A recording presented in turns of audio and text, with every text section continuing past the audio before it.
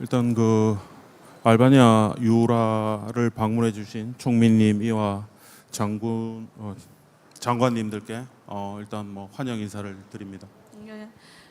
Ju falenderoj edhe mirëserëtët edhe ju kryeministër, sidomos edhe që thashtë ministrat të tjerë, edhe ju jeni mikëpritur shumë edhe kështu mirëserëtët. Po.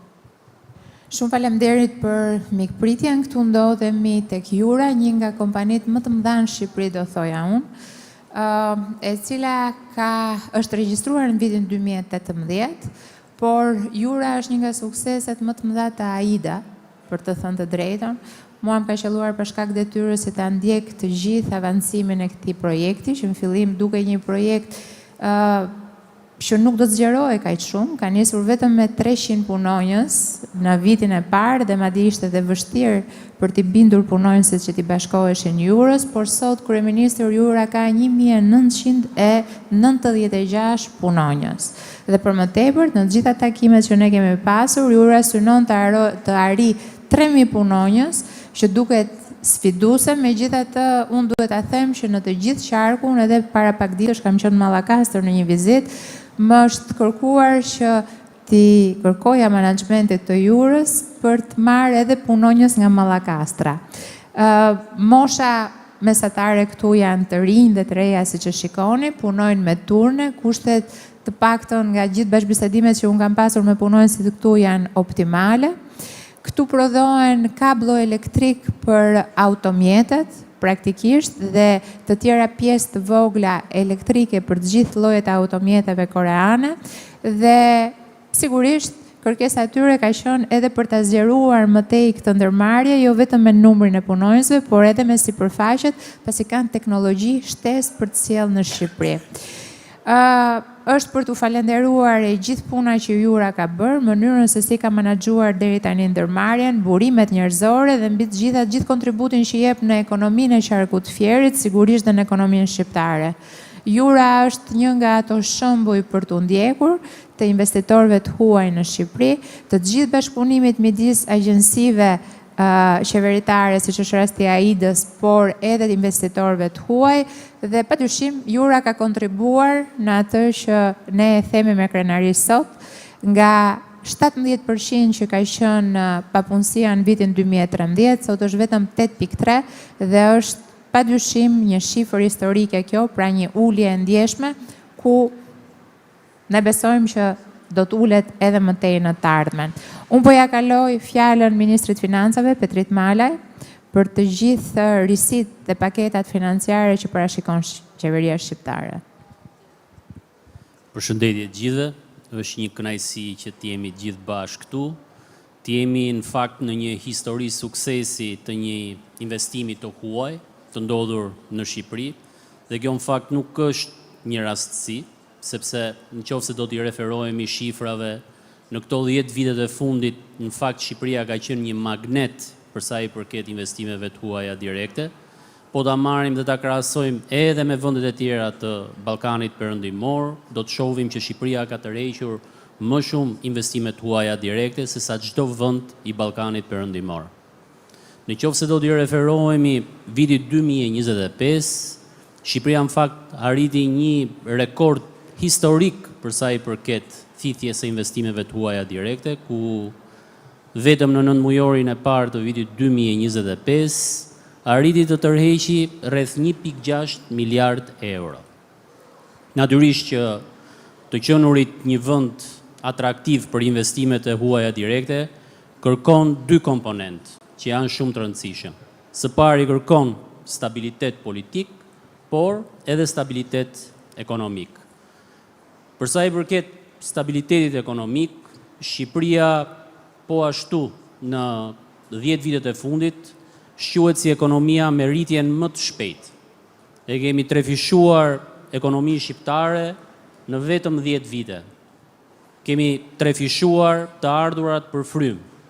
Kemi ulur borxhin publik nga 74% që ka qenë para 10 vjetësh në 53%. Kemi ulur papunësinë, një nga indikatorët kryesor, nga 17% e kemi ulur në 8.3%, që është një normë papunësie shumë e ullët se sa mesatarja e vendeve të Ballkanit Perëndimor, e cila është mbi 10%, dhe jemi shumë pranë normës së papunësisë që është në Bashkimin Evropian, e cila është vetëm 6%. Pa diskutim që ne do të vijojmë të mbështesim investimet e huaja direkte, ne kemi paketa për investitorët e huaj, dhe Shqipëria do të vijojë të mbetet një vend mikpritës i investimeve të huaja direkte. Ju faleminderit për vëmendjen. Shumë faleminderit, mirë se ju gjetëm në shtëpinë tuaj. Ne në fakt prej disa ditësh jemi duke folur për ekonominë, për zhvillimet ekonomike, Ministri i Financave i përmendi të gjitha ato tregues kryesorë të ekonomisë, të cilët janë të gjithë të ndërlidhur me njëri tjetrin. Në fakt, zhvillimi ekonomik përcillet në më shumë biznese. Vetëm në vitin 2025 janë regjistruar mbi 20.000 biznese të reja dhe vetëm në 2 muajt e parë të vitit 2026 janë regjistruar mbi 2700 biznese të reja, të cilat kanë gjeneruar më shumë të ardhura, të cilat reflektohen në shifrat e rritjes ekonomike, në shifrat e investimeve, të cilat kanë nevojë për këto biznese kanë nevojë për më shumë punonjës. Pra kërkesa për vendet e punës është më e lartë dhe pa diskutim duke qenë të ardhurat më të larta dhe aftësia paguese e bizneseve është më e lartë. Ndaj dhe pagat kanë ardhur çdo vit e më shumë në rritje. Ne në fakt kur morëm detyrën në vitin 2013, paga minimale ishte 22.000 lek, 220.000 lek të vjetra, ndërsa nga 1 janari i vitit 2026, duke parë të gjithë zhvillimet ekonomike, ne vendosëm që paga minimale të shkojë në 50.000 lek ose 500.000 lek të vjetra. Ishte një vendim i cili është diskutuar gjatë ndërmjet nesh, a është i duhuri, a mund të arrisim pagën nga 40 në 50.000 lek nga një vit në një tjetër, dhe ne gjykuam që ishte i duhuri, sepse pjesa më e madhe e bizneseve, në fakt, ishte tashmë duke paguar pagën 50.000 lek, pasi paga është çmim. Dhe është minimumi që ne mund të bëjmë për punonjësit që të ndjekim tregun dhe të caktojmë pagën minimale aq sa tregu kërkon. Megjithatë, sigurisht që këtë vendim nuk e shoqëruam vetëm me vendimin e rritjes pagës minimale për të punësuarit, duke menduar për ato të punësuar që marrin paga më të ulta. Menduam dhe për biznesin, dhe për këtë arsye në buxhetin e vitit 2026 u vendos një shifër, vendos një vlerë e cila do të shkonte për të rimbursuar të gjitha bizneset, për të gjithë të punësuarit që ata kishin me pagë minimale në 3 mujorën e tretë të vitit të fundit. Pra të gjithë të punësuarit me pagë minimale, që kanë qenë me pagë minimale në shtator të vitit kaluar, kur ne vendosëm që do ta fusnim në buxhet rritjen e pagës minimale, do të marrin një rimbursim të kontributit të sigurimeve shoqërore, të kontributit shtesë të sigurimeve shoqërore, për diferencën ndërmjet pagës minimale apo një pagë nën 50.000 lek dhe 50.000 lekshën. Këtë çdo biznes mund ta kërkojë çdo muaj apo për një periudhë më të gjatë deri në 9 muaj nëpërmjet e-Albanias, dhe aplikimi është shumë i thjeshtë, është brenda shërbimeve të AKP-s. Ato biznesi duhet vetëm të hyjnë në Albania, të kërkojë aplikimin për rimbursimin e kontributit të sigurimeve shoqërore dhe shëndetësore dhe duhet të vendosë numrin e llogarisë ku ai kërkon që ky rimbursim që qeveria do t'i japi do t'i kalojë. Që sot çdo biznes mund ta bëjë këtë aplikim për gjithë 3 mujorin e parë, dhe nëse preferon që parat t'i marrë çdo muaj, mund të aplikojë çdo muaj. Nëse preferon që parat t'i marrë një herë, mund të aplikojë një herë brenda muajit shtator të këtij viti. Ndërkohë që patjetër që para se të vinit ju kryeministër, unë pata një bisedë me të gjithë, me disa nga punonjësit që janë këtu sot. Numri në fakt në publik është shumë i vogël. Bela e tha që numri ka arritur gati 2000, ka arritur projeksionet që ato kishin dhe është realisht një rast suksesi e cili ka ndihmuar gjithë ekonominë e Thierit dhe gjithë familjet e Thierit dhe të punësuarit po më tregonin eksperiencat e tyre brenda kompanisë. Është një kompani model e cila jo vetëm ka një pagë mesatare që shkon në 65.000 lek, por është një kompani e cila çdo vit rrit me vjetërsinë e punës si aplikon, siç aplikojmë ne në shtet, siç kemi filluar të aplikojmë ne në shtet në të gjithë profesionet e mjekëve, të infermierëve, të ushtarakëve, të policëve, por edhe të administratës, të mësuesve, dhe këtu çdo vit paga e punonjësve rritet me vjetërsinë e punës. Dhe për këtë them që është një shembull, pasi eksperienca e të punësuarve këtu, jo vetëm që ata kanë një mundësi që të rriten në detyrë dhe patjetër që pagat fillojnë me nivelin minimal dhe me rritjen në të detyrë dhe me rritjen në përgjithësi shkojnë në nivele më të larta, por dhe vetëm duke ndënjur në punë, me gjatësinë ato arrin që të marrin një pagë më të lartë përveç kushteve.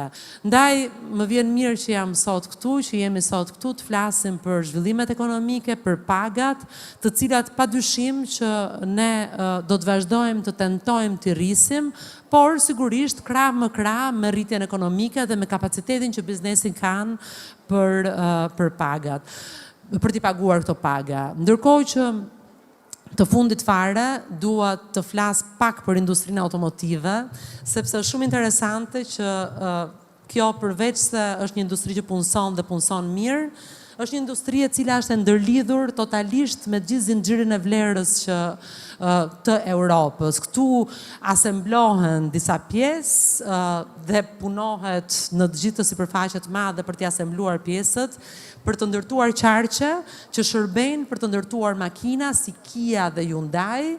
Këto pjesë, disa prej pjesëve të makinave në fakt bëhen dhe në Serbi dhe në Poloni, dhe të gjitha makinat pastaj mblidhen në Çeki dhe në Slovaki. Dhe këto makina janë pjesë e grupit Stellantis dhe ç'është më interesantja është që ne kemi një kompani tjetër këtu në Shqipëri që ofron një tjetër shërbim për grupin, është një kompani e inovacionit, inovative, e cila bën të gjitha testimet, mbasi makinat asemblohen, bën të gjitha testimet e gjithë impianteve të makinave, a janë gjithë impianteve elektrike, a janë në rregull, a kanë defekte.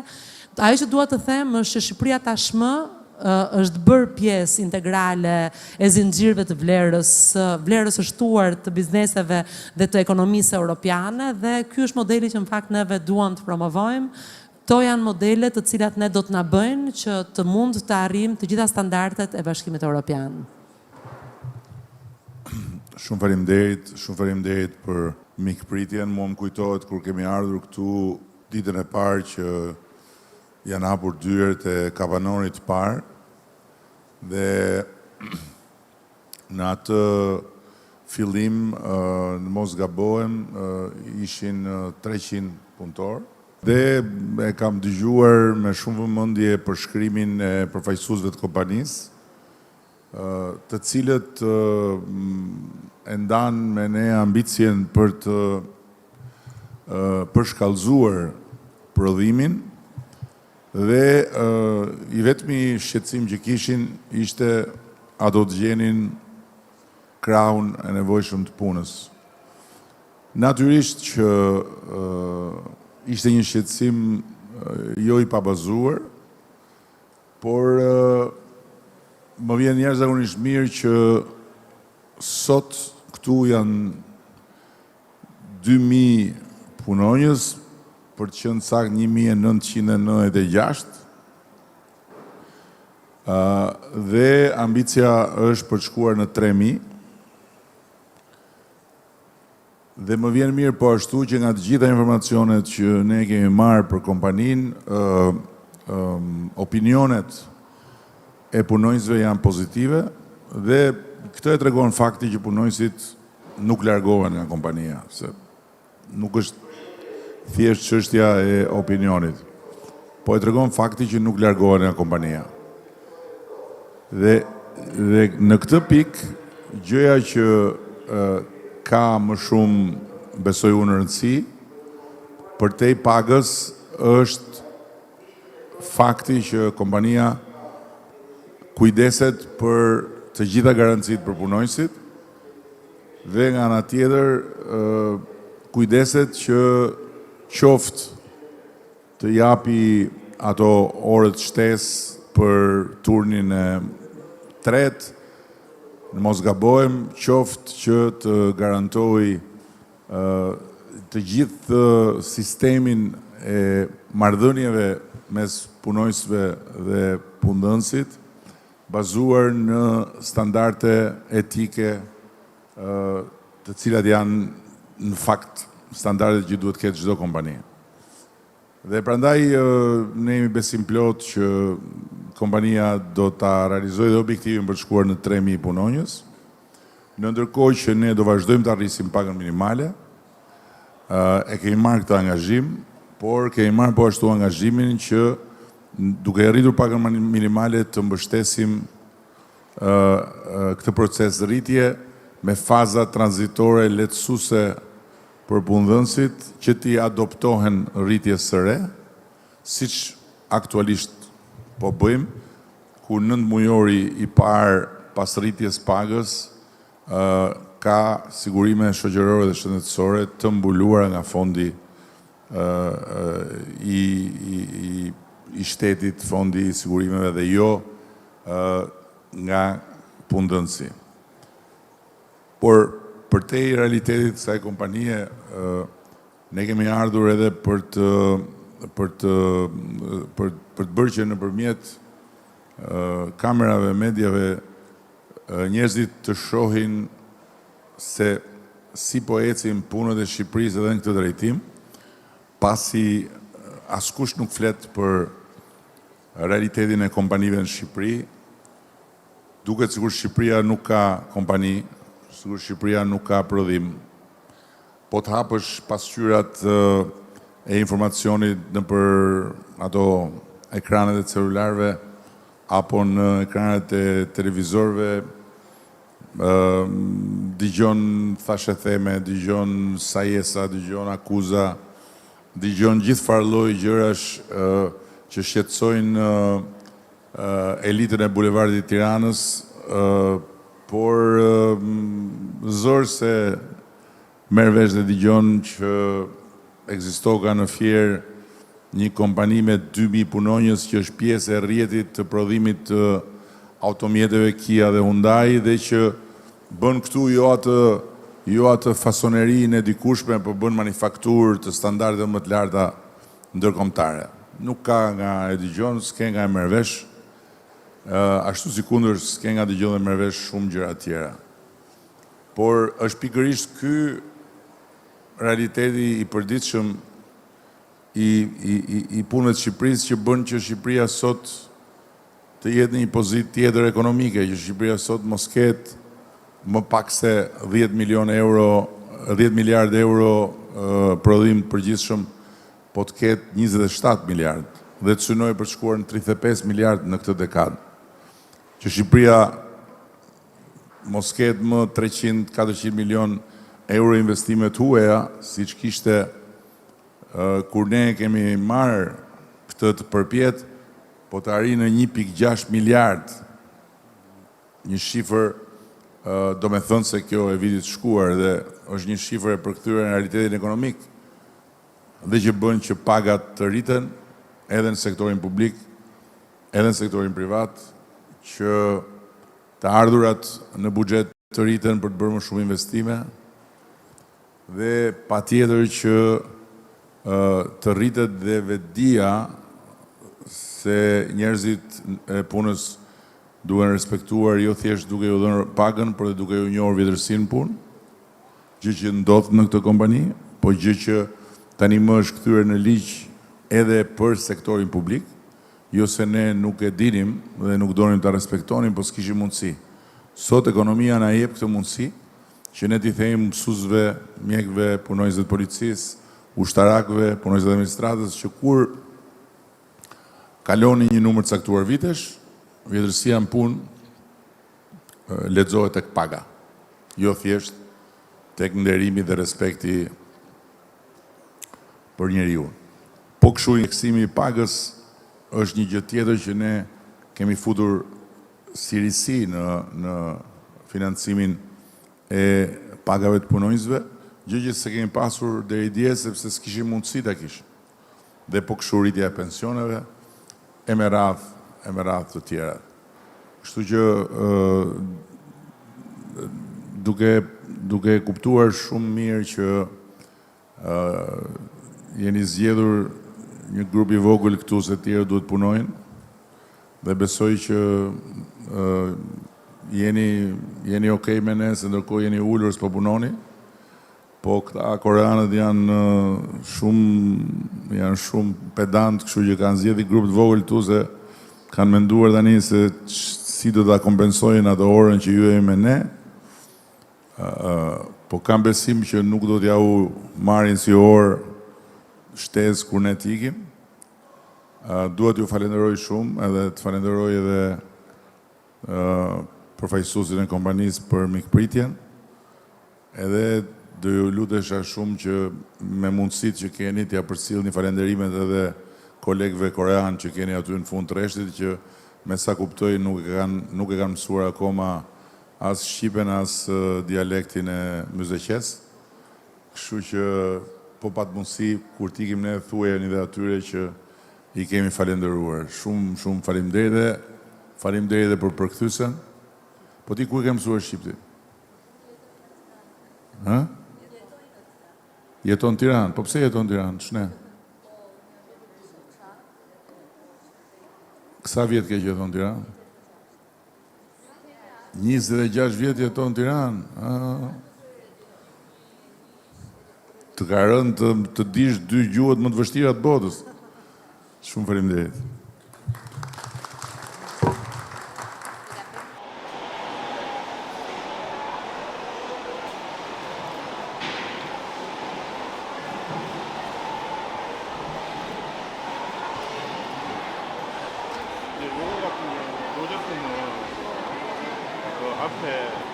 앞에 계기판하고 공조기하고 그것들을 작동하게 하는 데 걸 모터를 알아야 될 걸 맡으나 이제 눈으로 이제 말씀이나 수하시고 엘렉트로닉 네트워크